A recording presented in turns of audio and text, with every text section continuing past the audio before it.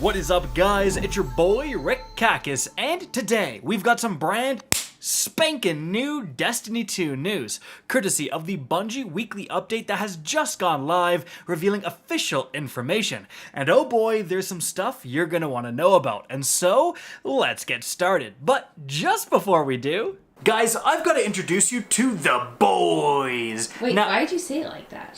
we're like what? The boys. I did. Okay, listen. I'm saying the boys. Completely normal. I don't think I'm saying weird at all. I'm not saying the boys weird at all. Yes, you are. That's the boys. So it's time to meet the ultimate Manscaped family. First of all, with the Lawnmower 3.0 Plus. This bad boy is everything you've come to expect from a Manscaped product. High quality, waterproof, LED light, 60 minutes of runtime, it's awesome. But then, there's the older brother, the Lawnmower 4.0 Pro. This bad boy comes with its own little case. It has all the great features as before, but also has wireless charging and an awesome travel lock feature where you simply hold down this button and now it can rattle around all at once. It's not gonna go off. Great for the guy on the go. But there's the firstborn, the eldest brother, and that's gonna be the Lawnmower 5.0 Ultra. This bad boy has an even bigger and better carrying case with alternate size guards and a foil blade. All you've got to do is pop out the existing blade, grab the new one, easily insert, and boom, you've got a closer shave than ever before.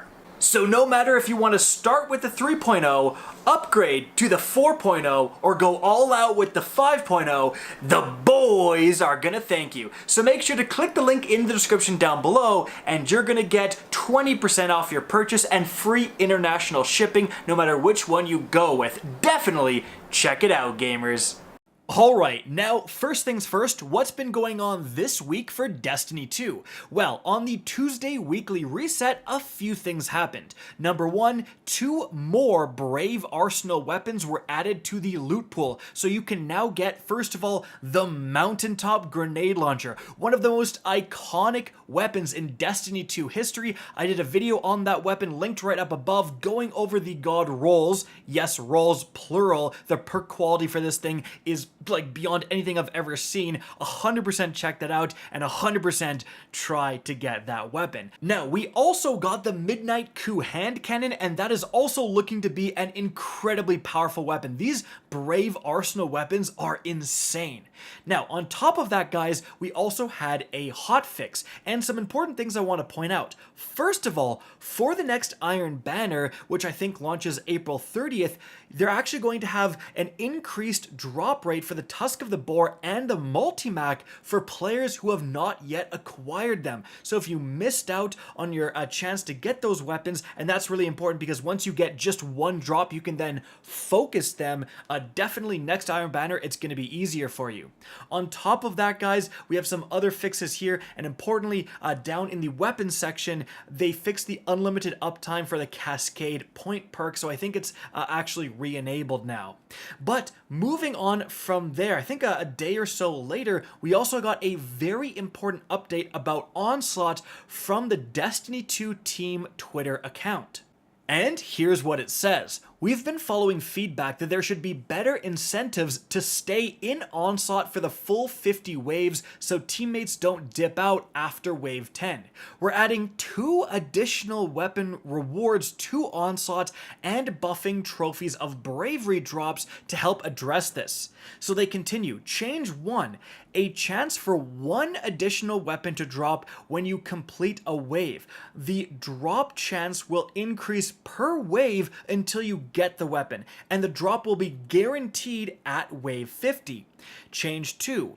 A bonus weapon will also drop after you complete wave 50 in either difficulty. This change, along with the first, means that completing 50 waves will guarantee 2 additional weapon drops. We will also be increasing the number of trophies of bravery you receive from completing waves 40 and 50 of Onslaught and waves 30, 40, and 50 on Legend difficulty. Our goal with these changes is to make sticking it out in the later waves feel more rewarding. We've also seen people ask if Shaxx's vendor reputation will be able to be reset. Lord Shaxx's vendor in the Hall of Champions was not meant to be reset, and any text stating a reset is available is a bug. We investigated adding resets, but it wasn't feasible at this time. One of our goals with adding the additional chance for a weapon to drop when completing an Onslaught wave, as detailed above, is to increase the total rewards earned, as you can no longer earn Brave Engrams from Shaxx after you hit his reputation cap. And we are targeting an update next week to get these changes live in the game. So overall, guys, honestly, huge shout out to Bungie here because they're pretty fast to act. Like, coming next week is pretty soon, and these are definitely some positive changes for people who do want to grind all the way to wave 50. So if you do get wave 50 legend, you're going to get significantly more trophies from those waves 30, 40, and 50, and then you're also going to get 2 more guaranteed weapons, and that kind of makes up for the time disparity of going to wave 50 instead of just doing 10 reset, 10 reset. So that is good. However, I'm pretty disappointed to hear that you won't be able to reset your Shaxx reputation within the Hall of Triumph. Like every other vendor, you can reset their reputation. Why is Shaxx the exception? Especially because there's weekly bounties that give you those huge boosts to reputation. So many people hit the rep cap like week 1, and so those bounties are just a complete waste of time now. It just seems strange that this is like the one vendor we can't reset, but I digress. More rewards coming next week for getting to wave 50. Now guys, moving on from there to the brand new information within the TWAB. Big news right off the bat. I'm going to skip right to it. We have a date for the next raid coming within the final shape, and that is going to be on June 7th at 10 a.m. Pacific. So that means final shape releases June 4th and the raid starts June 7th. And I hate this. Like, to be perfectly honest with you guys, I thought the time of only 3 days to get ready for a raid was long since past. I thought Bungie realized that so many more people would be able to participate in a day 1 raid if you got that whole week to prep.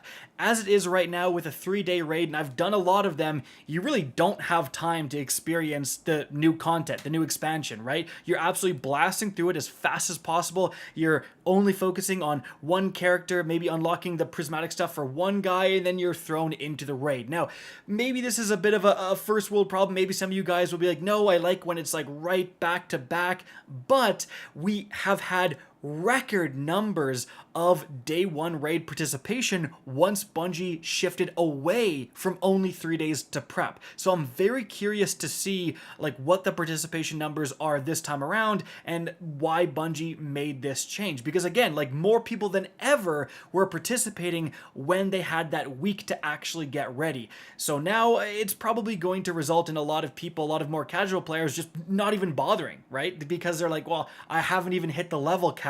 Of course I'm not raid ready. Maybe to compensate for that, the level requirements for this raid will be lower than usual, but that speculation we'll have to wait to see. Regardless, guys, mark your calendar.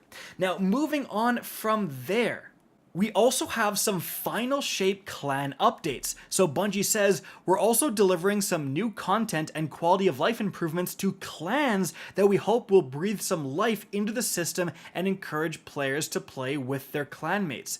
So they say, first up, Hawthorne will be receiving a vendor reputation track, and you can actually see a screenshot of that right here. But they continue, Guardians can earn clan reputation by completing activities, with higher difficulty activities giving more progress, and playing with clanmates giving a large bonus to progression. Clan bounties are also getting some love, with the Nightfall bounty no longer requiring a clan level 6 to claim. There will also be 2 new bounty types, one for seasonal content and one for dungeons. All clan bounties will also grant some clan reputation. They also say the clan perks of yore have gotten a little stale, so they're getting a full refresh, and here are the new clan perks. So at clan level 2, you have Live Fire Sale, raid banners sold from Hawthorne cost less. Then you have at clan level 3, bountiful bounties. The first clan bounty completed each week grants an exotic engram. At level 4, you get of hawks and pigeons. Raid rotator challenges grant spoils of conquest. Trials wins grant additional trials reputation. At clan level 5, you have weapon ritualist. Earn bonus crafted weapon XP from completing ritual playlist activities, and at level 6, you have Alloy Completionist. Completing all clan challenges in a week grants an Ascendant Alloy.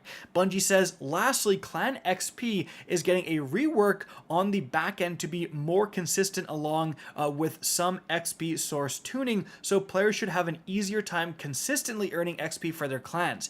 If you've never been in a clan, now's a great time to hop in and meet some new friends. And I would definitely agree, judging by these rewards, try to get into a clan ASAP. Now, moving on from there, guys, we have the Fireteam Finder moving out of beta, so a little bit of an announcement here, as well as you can see just some improvements that they've made, but overall, again, Fireteam Finder has been received pretty well, and so excited to see it's going to be available for the final shape out of beta. Now, moving on from there, guys, they say Destiny 2 into the light in year 10.